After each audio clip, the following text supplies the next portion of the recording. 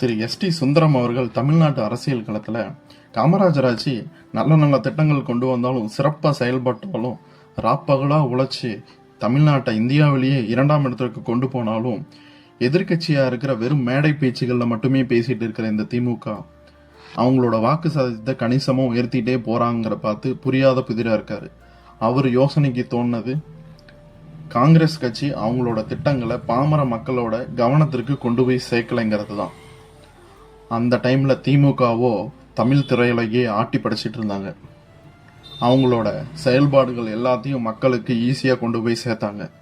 இத காமராஜர் கூர்ந்து கவனிச்சுட்டு, சரி என்ன பண்ணலாம்னு நினைக்கிறீங்க அப்படின்னு கவிஞர்கிட்ட யோசனை கேட்கிறார். கவிஞர் சொல்றார், ஐயா நீங்க பண்ண திட்டங்கள் செயல்பாடுகள் எல்லாத்தையும் ஒரு செய்தி வடிவில் படமாக்கி அதை மக்கள்கிட்ட போட்டு காட்டலாம், அப்போ பாமர மக்களுக்கும் சென்றடையும் அப்படின்னு சொல்றாரு.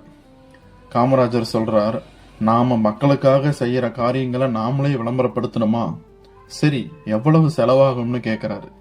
ஐயா ஒரு 3 லட்சம் வரை ஆகலாம் ஐயான்னு கவிஞர் சொல்றார்.